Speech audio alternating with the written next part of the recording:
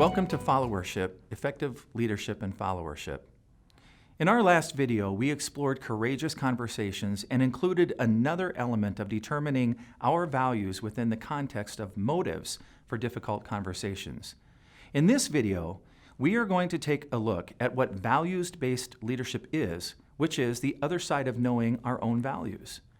So what exactly is values-based leadership? As you can see, values-based leadership is the ability to identify the unique personal and professional values in each follower. These unique values can either be shared or identified by leaders. So determining a follower's values must include a genuine relationship and genuine relational learning, and it's through that relationship that both perceived and spoken values can be identified in the follower. So what is the purpose of knowing the values that a follower has? And how can leadership use this knowledge of those values in values-based leadership? Well, the first thing that a leader must learn is how to identify those unique values that all followers have. There are a number of ways to determine this, but each one will fall within two categories: personal and professional. As an example, let's go back and consider Kelly's followership style model as a basis for determining values. Kelly's model illustrates the styles and traits of followers who identify with 5 different styles of followership. This included passive, alienated, conformist, pragmatic, and exemplary styles. When a leader can identify this foundational element of followership, values can also begin to come to light, which align with those styles. If your follower, for example, is seen as a hard worker, what style would they fit into? If they are passive until they are given directions, can you identify a style that this represents? How about the need for details? This looks a lot like a conformist to me. Or how about a follower who always takes initiative? Within each identifiable style, you can also begin to see values. By building relationships with followers, leaders can also begin to discover stated or personal values. If a follower has pictures of their family or a family pet or a favorite vacation photo, you can begin to determine elements in their life that represents their values. Even the way they respond to situations can be a reflection of values. You see this with people of faith very clearly. And it's quite possible to learn of values through unspoken means.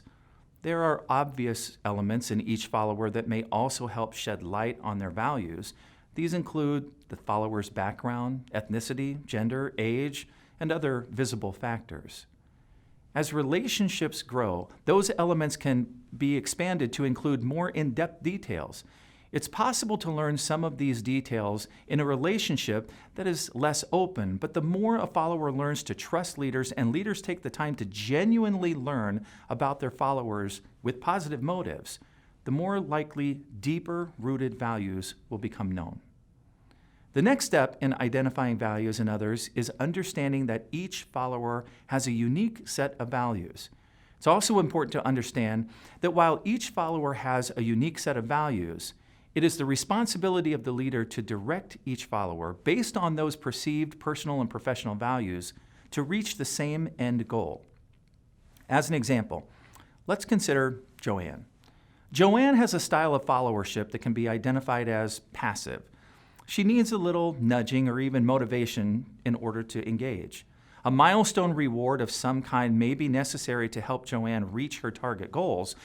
While this works for Joanne, it may not work for Jackson.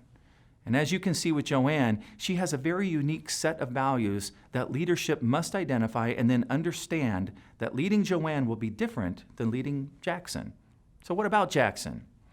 Well, Jackson is the type of follower who needs clear and pointed instructions. Someone like Jackson could be identified as a conformist or someone who was in the military and taught to follow loud, clear, and succinct instructions. Jackson may need direction because he is a little unsure of what to do. But once he has the information, he does a great job with little to no supervision necessary. Knowing that Jackson also loves music, a genuine relational conversation around the topic of music will help Jackson grow in the follower-leader relationship. So as you can see in these two examples, each follower has a clear, unique set of values that drives the follower in their performance. Understanding those values and leading each one in a unique way exemplifies the idea of values-based leadership and creates a more trust and interested relationship between the follower and the leader. By casually asking Joanne about her last vacation, she will sense the interest the leader has in her as a person as well as an employee. By sharing the latest details on the leader's favorite band, Jackson will begin to break down some of those barriers of waiting to speak until told to do so. So identifying values and learning how to lead each follower based on their unique values are the first two steps in values-based leadership. The final step, as quickly mentioned earlier, is to lead them to the same goal. This is based on the assumption that the leader is responsible for a team or a department who are all working toward the same target. This will still apply to in any setting. However, the goal of the leader would be to lead each follower uniquely to the follower's individual goal. But for the sake of this exercise, let's operate on the assumption that all followers on the team are working toward the same target goal. So let's go back to Joanne. We've identified that Joanne is passive and has a value that identifies reward-based motivation. Setting target goals for Joanne and celebrating milestones will help Joanne reach her target goal. By noting her family pictures, you can also begin to develop a genuine relationship with Joanne, which helps her identify a leader's interest in her family and life outside of the office. Jackson, on the other hand, is a conformist. Jackson may not need reward-based motivation. However, he does require daily check-ins to help him know his clear instructions and goals for the day. Other casual conversations to build the relationship are also required so that the relationship allows for genuine interest in Jackson as a person and not just as a follower, which he learned during his time in the military. By leading each person based on their unique set of values, a leader can lead every team member to the department goals. So in conclusion, there are 2 points to remember. The first point is that the foundation of values-based leadership is rooted in a genuine relationship. Secondly, followers will know if information is being collected on them for use rather than for building a genuine relationship. What leaders must convey through their actions is that what is learned of their followers is meant to support and drive the follower. And I also want to add one last caveat. The concept of values-based leadership is an important skill to have as a leader, but it must be carefully shared with followers, if at all. There can be a perception that each follower is being treated differently. Claims of favoritism or discrimination could be shared if the concept isn't fully understood. Therefore, be cautious in how you share this process, if at all. The best option is to understand the concept and apply it in your leadership without calling out the method or rationale. This will help with the feelings of this process being rooted in the genuine interest of your followers.